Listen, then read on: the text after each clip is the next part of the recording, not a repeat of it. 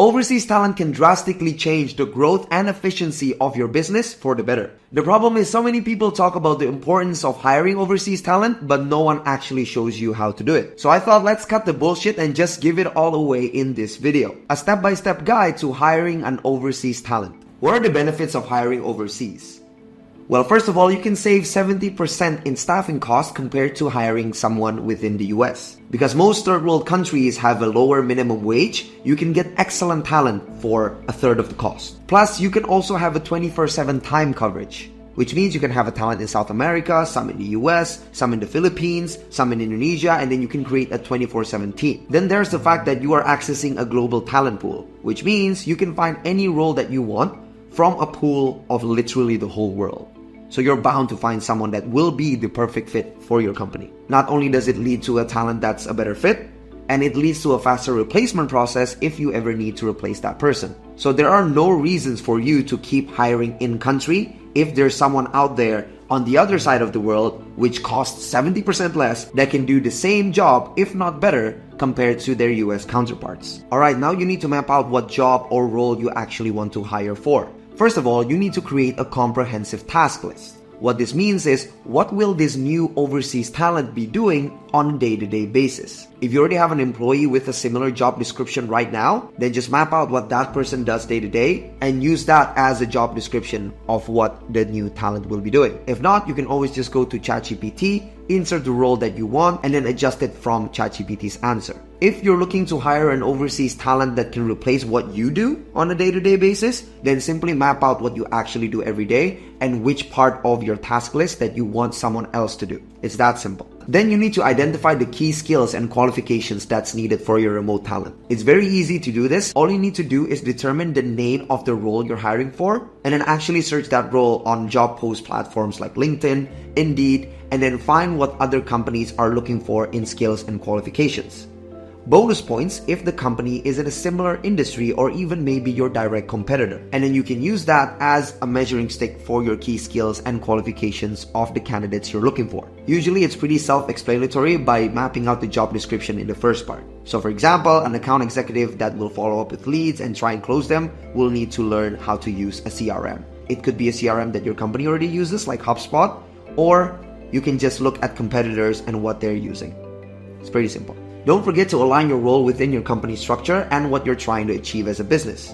So make sure you know exactly where this overseas remote talent would go to in terms of division, company organization, and hierarchy. And then also make sure you're actually hiring someone that can help you reach your business objectives, not just someone that you're hiring for the sake of hiring. Now, how do you decide the salary or compensation of your overseas talent based on their role? I'll show you how. You do market research based on what country you're hiring from. And how you do this is very simple. You just need to go to glassdoor.com, insert the name of the role you're looking to hire, insert the specific city you're looking to hire from within a specific country, and find the national and city average of the role you're looking to hire within that country. Pro tip from me, increase that average by 20 or 30% and then you'll get excellent candidates because you'll be beating the local companies in compensation. Don't forget to factor in hidden costs like tools. For example, a video editor would need Premiere Pro, After Effects, and then also their training. So if you need to hire an external mentor or an external teacher, don't forget to map the budget out and include that in the cost of your new hire. But never penny pinch.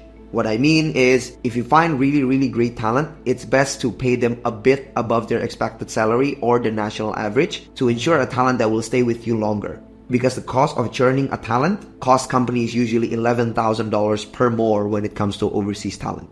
So rather keep an excellent current A player than firing and looking for more and more talent. Where should you find these candidates? You have a few options like Upwork, onlinejobs.ph, Indeed, and LinkedIn. If you're looking for freelancers, then go to Upwork and Fiverr. These are websites that specialize in freelancers, and if you're looking for just one-off projects or temporary work, then you go to Fiverr or Upwork. If you're looking for a virtual assistant that's not specialized in any skill, for example, to help you with your admin work or to be your executive assistant, then I would recommend going to onlinejobs.ph. They have loads of virtual assistants that are very cheap at $600 to $700 per month that can help get back your time. You can also go to job posting platforms like Indeed, for example, that specialize in being a job board. You can get very qualified candidates there as well. Or my personal favorite is just post on LinkedIn. On LinkedIn, it's the best career database in the world. All you need to do is post a free job post with your personal account that's linked to a company account, and then make sure you post an attractive job description. If you ever need more candidates than the free job post will allow you to, which is usually 50 candidates, you can just boost that job post with $20 to $30 and you'll get hundreds of candidates apply. Pro tip, don't forget to do a bit of branding for your personal profile and company profile. So post some case studies, company retreats, employee wellness. This will allow you to get better candidates applying to your job post without spending a lot of money. Now, where are the best countries to hire from so that you can still get A-star quality talent while still saving 70% in cost? There are a few options that I recommend. One is Southeast Asia. In Southeast Asia, there's loads of excellent English speakers and a lot of marketing talent that you can use. I would recommend Southeast Asia if you're looking for creative talent like editors, designers, UI UX designers, or people that really excels in being creative. Then you have South Africa. So specifically Cape Town and Johannesburg, they have excellent English. So if you're looking for cold callers, customer success managers to talk with your clients, I would recommend getting someone from this region, because their English is just immaculate. And then third, you have South America. The main benefit of South America is that it's very close to US time zones, which means if you're in the US and you hire someone from South America, their working hours, their 9 to 5, isn't that far off from the US usual working hours. And again, they have excellent English, so any customer-facing positions or client-facing positions that require a lot of communication in English, South America is a good option for you to have, although they're not as cheap as Southeast Asia. And lastly, Eastern Europe. So if you're looking for talent that's really good at English and then also comparable in price with Southeast Asia, then Eastern Europe could be an option for you. In terms of the time zone, they are around the European time zone or UK time zone. So South America still does win a bit in terms of time zone. There's still a good option for customer-facing positions or even very technical positions. For example, coders, programmers, there's loads of them in Eastern Europe. Now, how do you write an effective job description? There are 4 parts of an effective job description. 1, an about us section about your company, and also a bit of explaining on what type of person you're looking for. 2, the job description of the role and what tasks that they will be handling on a day-to-day basis. 3, the key qualifications that you're looking for. This will include skills, this will include softwares, and this will include anything that's required to be the right person for the job. And then 4, which a lot of people won't agree, but the actual salary range you're offering. This way, you won't waste any time talking to talent that either wants more than you're offering, and then you don't even want to interview talent that's looking for less than what you're offering, because usually they won't be qualified. I'll give you an example on the screen right now. So this is the first part, this is the second part, this is the third part, and this is the fourth part. This will lead you to get a lot of candidates that appreciate your transparency and exactly who you're looking for, not only the job description, but then also the salary you're offering. This will help save you a lot of time and money during the hiring process. Then you need to screen the applicants. To create an efficient initial screening process, you need to have a sheet or a guide on exactly what qualifications you're looking for. Anyone that falls outside of those qualifications, instantly disregard them. There are a few red flags that you should look for when it comes to initial applications. For example, if you're hiring a full-time position, then that person needs to have an experience working full-time in a company. It doesn't need to be a US company as long as it's an actual company within his or her country. You don't want to be hiring someone full-time that has a history of just working as a freelancer. It doesn't work out, trust me. Some of the red flags that you might want to look for is spelling mistakes, grammar mistakes in their CVs and portfolios, unorganized portfolios, and then also you want to look out for people that keep jumping from jobs to jobs. Someone that keeps moving from company to company within less than a year, it's a sign that they won't stay loyal to your company, and then you're just going to end up having to replace him 6 months down the line.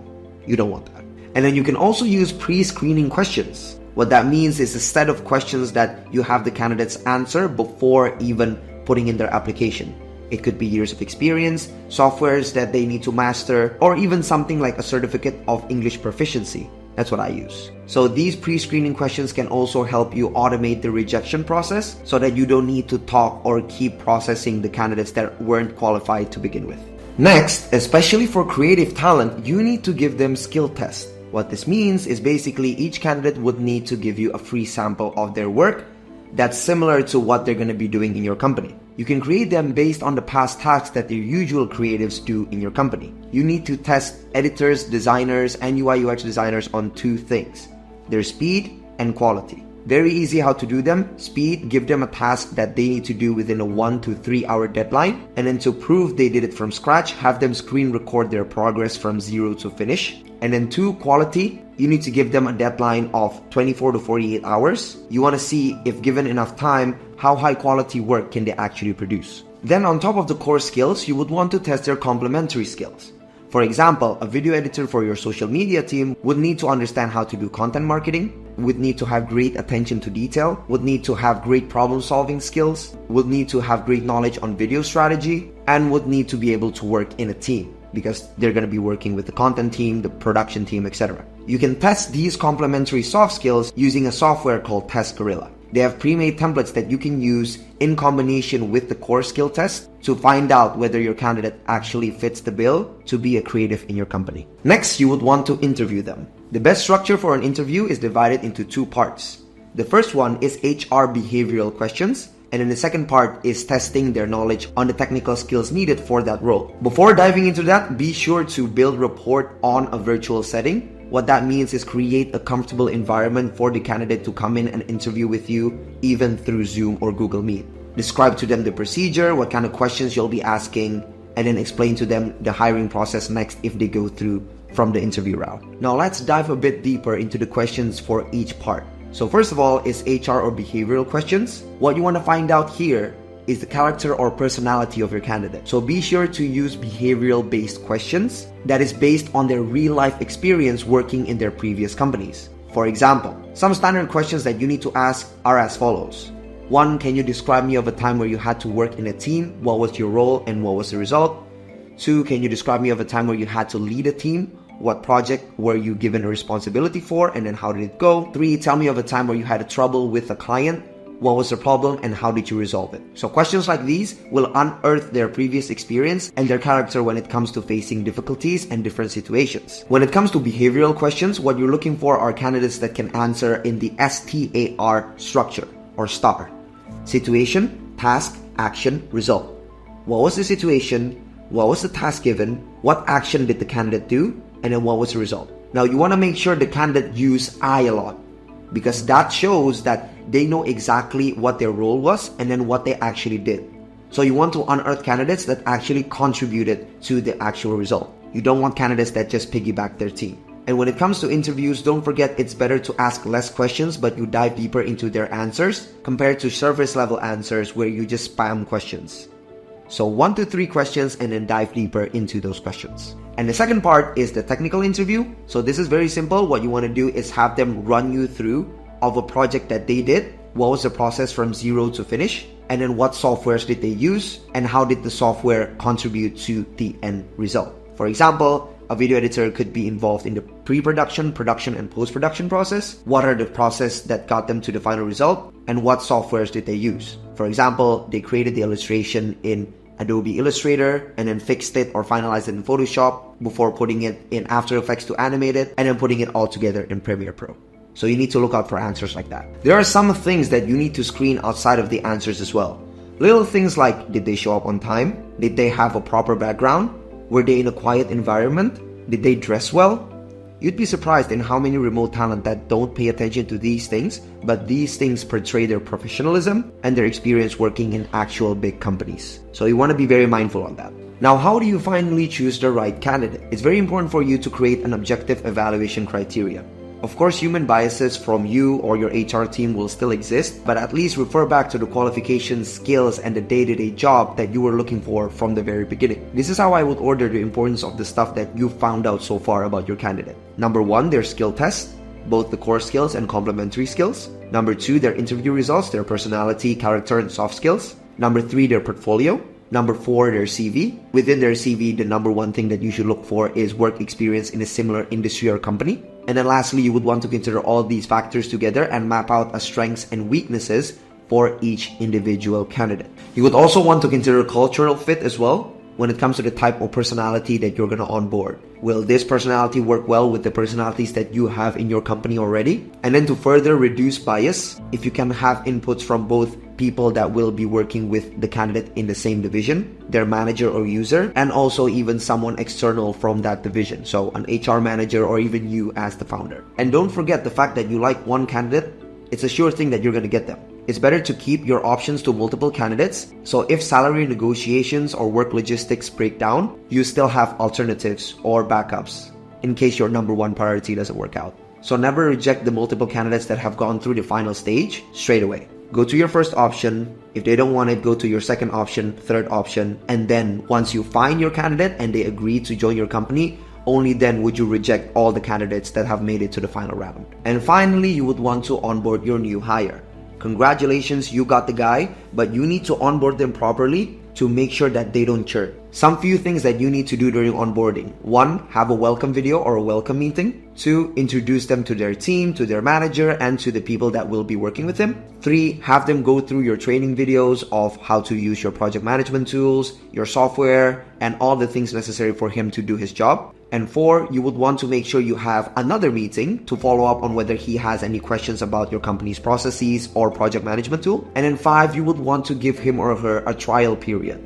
The first week where you don't give him or her the full load of the job, but just a few to see how he does, evaluate what he produces, and then keep refining it until he's ready to be given the full workload. And when it comes to integrating remote overseas talent to your in-house, in-country employee, it's very important for them to be involved in weekly meetings for the whole company, and you would want to state to all your employees that they are equals. The fact that they are on the other side of the world doesn't mean that they will be treated differently. It's very important to make sure there's mutual respect between your in-country team and your overseas team. And last pro tip from me, when it comes to their performance, it's best if you have actual bonus systems and then clear KPIs so that you can set expectations from day one and then they know what they need to achieve to make sure that you, as the founder or their manager, are happy with their performance. That's exactly how to hire overseas talent for your business. As you can see, there's a lot that goes into doing this the right way. But I have no doubt if you follow everything that I've explained to you in this video to a T, you'll find the perfect fit for your business in no time. However, there naturally will be bottlenecks and constraints that will come up when you try and do this on your own. Every business is different, and it's not as if I can just give you one set of interview questions and you can use those for every single position. There are differences you have to make depending on who you're hiring, what you're hiring for, and where you're hiring from, etc., etc. And if I covered all those things, then this video will be 20 hours long. So if you don't want to spend the 20 plus hours it would take to learn all of these things to just maybe get it right the first time and save the time and money it would take for you to hire remote or overseas talent for your business, then click the first link in the description. On that page, you'll see a quick video from me explaining how we place remote A players to businesses without you having to lift a single finger. It's the first link in the description. Click it now and I'll see you on the other side.